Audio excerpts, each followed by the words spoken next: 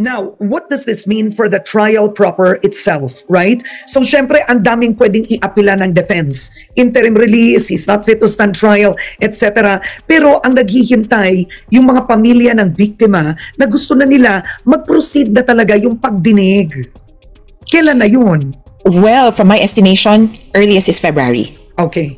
Enzo Recto, kalaban ang katiwalian at kasinungalingan, kakampi sa katotohanan at kabutihan. Grabe ito mga kabunyog. Isa na naman itong malaking dagok sa pamilyang Duterte, lalo na kina Sara Duterte at sa kanyang amang si Digong Duterte na kasalukuyang nakadetin sa ICC. Bakit? Dahil, mga kabunyog, ayon kay Attorney Cristina Conti, Legal Assistance Counsel ng ICC sa Pilipinas, posible raw magsimula ang trial o paglilitis kay Digong pagdating ng Pebrero 2026. Ngayon, mga kabunyog, bakit malaking dagok din ito para kay Sara Duterte? Kung matatandaan ninyo, nagsalita noon ang spokesperson ng Kamara para sa impeachment case ni Sara, si Attorney Bokay.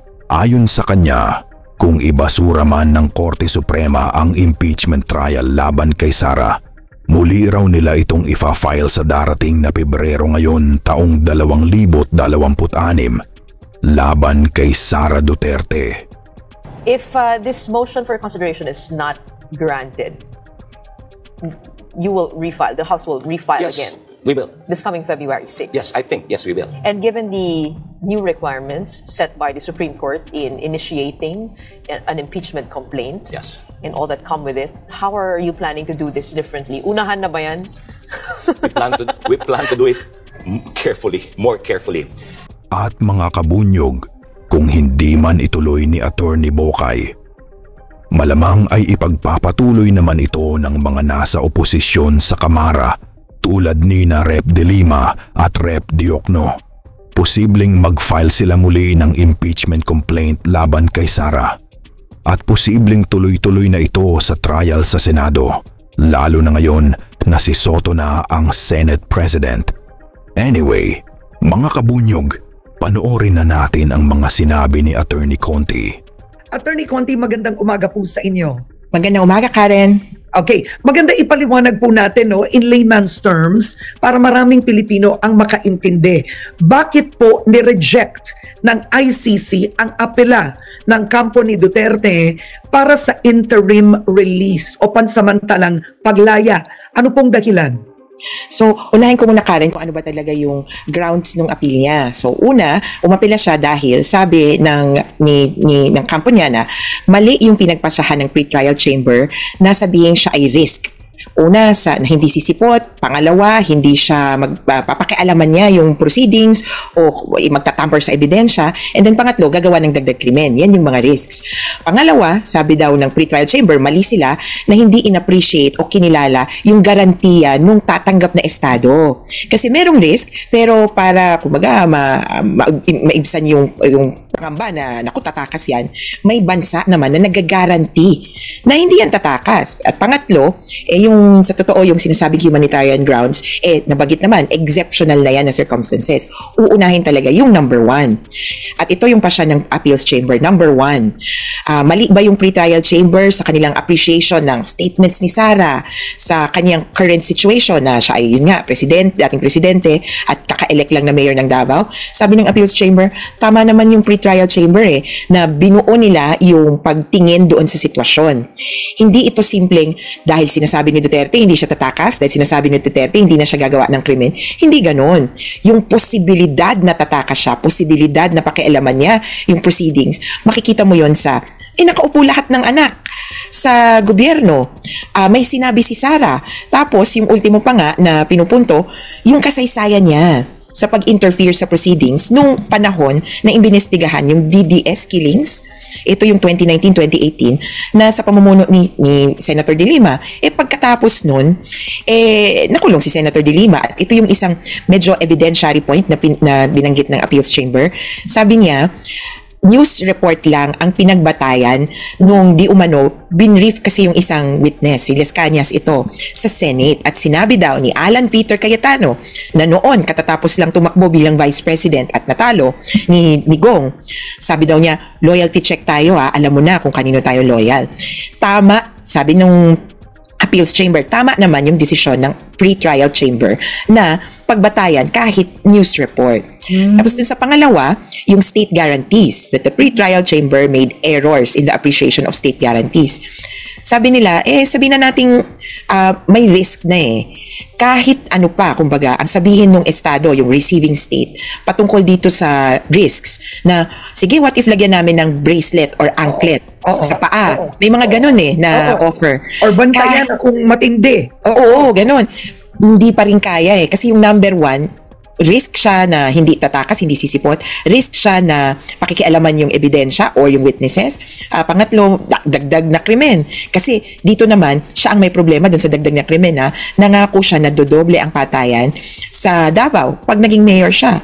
At yung pangatlong grounds, ito yung technical grounds. Ito na yung sabi ng court. Okay, sige, may exception. Humanitarian grounds. Bihira na mag-consider ng humanitarian grounds yung ICC.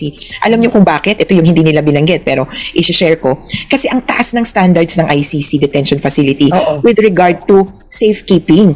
At yung health nila, pwedeng masagot through proper care within their guidelines. Kaya sabi nila, maayos ang detention center ng ICC. At saka yung healthcare, kung sa atin, di ba, parang bitin-bitin tayo, sa kanila, physical and mental health has to be ensured. And therefore, yung pre-trial chamber ay tama nung in-appreciate naman nila. Nagbasa naman kasi yan ng medical report. Kaya lang dito, sabi ng appeals, kasi sabi ng pre-trial chamber, we are unconvinced. Hindi kami nakumbinse ng mga report na binigay ng kampo ni Duterte na dapat siyang palabasin. Kaya sabi ng appeals chamber, tama lang naman. Kung hindi sila nakumbinse, di lalong hindi kami nakumbinse kung ano man ang dinagdag na ebidensya ng kampo niya. Kaya ultimo, sa totoo, kasalanan po ito ng defense na either kulang yung ebidensya or mali yung argumento. Oo. So, ang tanong ngayon, ngayong ni-reject ang apela, tapos na ba, Attorney Conti, ang isyong yun? Wala nang isa pang apela. Tapos ang boxing, pero pag alam niyo naman, si Pacquiao, gusto sabihin na, laban ulit tayo. Laban ulit kay Mayweather.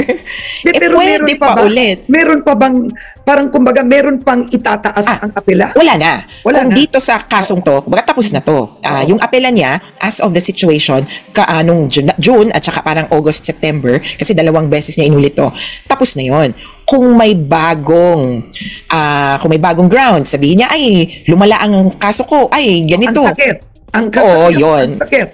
Pwedeng doon gumawa ng bago, kumbaga bagong laban, bagong circumstances. Pero nabanggit din ni Kaufman na he has reiterated or reintroduced the concept of interim release doon sa request niya na ipatigil ang kaso dahil hindi na okay si Duterte. Meron siyang maliit doon na sa dulo na pinagpapasyahan niyo po kung fit to stand trial, sabi niya sa judges, pwede bang payagan niyo na makalaya muna siya. So na-introduce na ulit niya yun, nandun na yun sa records, pero sa palagay ko ay hindi yun pagbibigyan at pupunta na lang yung judges sa pre-trial chamber dun sa mismong issue, yung fitness to stand trial, at yun yung next nating kakaharapin. Okay, so ang susunod is the fitness to stand trial. Sino ang magsasabi objectively na pwede? Yung judges, yung 3 judges na una nating nakita, si Julia Motok at yung mga kasama niya, yun yung pre-trial chamber na magpapasya. Merong experts at mga doktor na mag-opinion at deadline ng comments nila Friday, December 5. Next week, the following week, yung prosecution, defense, victims pwedeng mag-comment dun sa findings. Pero ultimo, yung judges ang magsasabi, okay pa ba to, fit to stand trial ba si Duterte?